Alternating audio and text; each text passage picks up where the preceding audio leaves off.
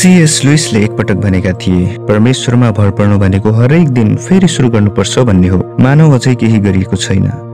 यो शक्तिशाली चिन्तनले हामीलाई सम्झाउँछ कि प्रत्येक दिन परमेश्वरसँग पुनः जोडिने, उहाँको आत्मासँग हृदयलाई पुनः मिलाउने र दिनलाई उहाँको शान्तिसँग अन्त्य गर्ने अवसर हो।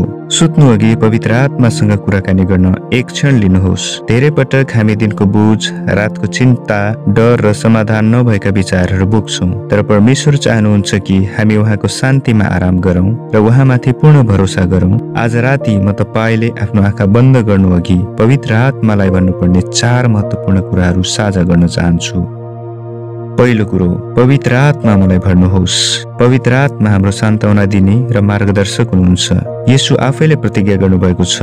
यूहन्ना 14:26 मा हामी पढ्छौँ, तर सल्लाहकार अर्थात् पवित्र आत्मा जसलाई पिताले मेरो नाउँमा पठाउनु हुनेछ, उहाँले तिमीहरूलाई सबै कुरा सिकाउनु हुनेछ र मैले तिमीहरूलाई भनेका सबै कुराहरू तिमीहरूलाई याद दिलाउनु हुनेछ। जब हामी भन्छौँ पवित्र आत्मा मलाई भर्नुहोस्, हामी परमेश्वरको उपस्थितिलाई हाम्रा विचारहरू, भावनाहरू र हाम्रा सपनाहरूमाथि पनि नियन्त्रण गर्न आमन्त्रित गरिराखेका हुन्छौँ। यो साधारण अनुरोधले परमेश्वरलाई हामी सुत्दा पनि शान्ति, आनन्द र शक्तिले भर्न अनुमति दिन्छ। हरेक दिन विकासको लागि अवसर हो। जब हामी निदाउँछौँ, पवित्र आत्मालाई हामीलाई भर्नको लागि अनुरोध गर्नाले ईश्वरीय आरामको लागि ठाउँ बनाउँदछ।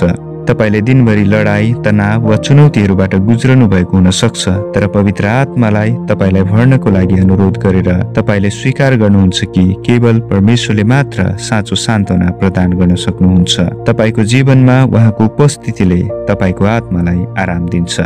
दोस्रो, पवित्र आत्मा मलाई सिकाउनुहोस्। सीएस लुइसले आफ्ना लेखहरूमा सुत्नु अघि विश्वासमा बढ्दै जाँदा सिक्नुको महत्त्वलाई प्राय जोड दिन्छन्। पवित्र आत्मा मलाई सिकाउनुहोस् भन्नु एउटा सुन्दर अभ्यास हो। यो तपाईको जीवनका ती क्षेत्रहरूको बारेमा बुद्धि, समझ वा प्रकाशको लागि अनुरोध हुन सक्छ जहाँ तपाईलाई वृद्धि आवश्यक छ।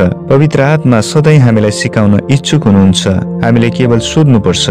रातको शान्त समयमा जब तपाईको शरीर आराम गर्छ, पवित्र आत्माले तपाईलाई दिनमा अस्पष्ट हुन सक्ने कुराहरू सिकाउन सक्नुहुन्छ। कहिलेकाहीँ परमेश्वर सूक्ष्म फुसफुसाएर बोल्नुहुन्छ, चाहे धर्मशास्त्र, सपना वा तपाईको हृदयमा सानो आवाज मार्फत। सुत्नु अघि उहाँको शिक्षा खोज्ने बानी बसाल्नुहोस्।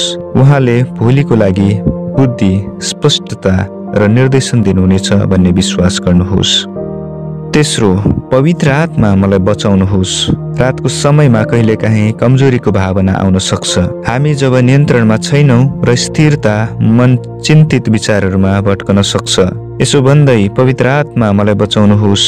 तपाईँ आफ्नो शरीर, मन र आत्मामाथि परमेश्वरको दिव्य सुरक्षाको लागि आह्वान गर्दै हुनुहुन्छ। भजन सङ्ग्रहमा दाउद लेख्छन्, म तपाईँको लागि मात्र शान्तिमा ढल्कनेछु र सुत्नेछु।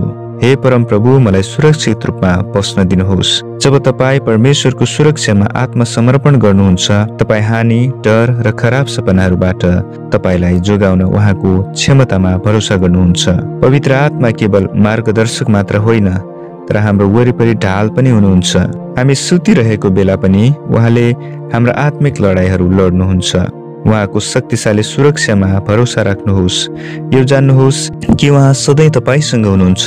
शत्रुको आक्रमणबाट तपाईलाई सुरक्षित राख्नुहुन्छ। चौथो, पवित्र आत्मा मेरो आत्मालाई नवीकरण गर्नुहोस्। निद्रा शारीरिक नवीकरणको समय हो, तर यो आत्मिक नवीकरणको लागि पनि अवसर हो। पवित्र आत्मा मेरो आत्मालाई नवीकरण गर्नुहोस् भन्दै तपाईँ परमेश्वरबाट ताजा स्पर्शको लागि माग गर्दै हुनुहुन्छ। यो प्रार्थनाले स्वीकार गर्दछ कि हामीलाई ख्रीष्टसँगको हाम्रो हृदयमा निरन्तर नवीकरण चाहिन्छ। जसरी हाम्रो शरीरलाई आराम चाहिन्छ, त्यसरी नै हाम्रा आत्माहरूलाई पनि पुनर्जीवन चाहिन्छ। रोमी 12:2 मा पावलले हामीलाई आग्रह गर्छन्, यस संसारको ढाँचामा नचल, तर आफ्नो मनमा नयाँ भई पूर्ण रूपले परिवर्तित हो।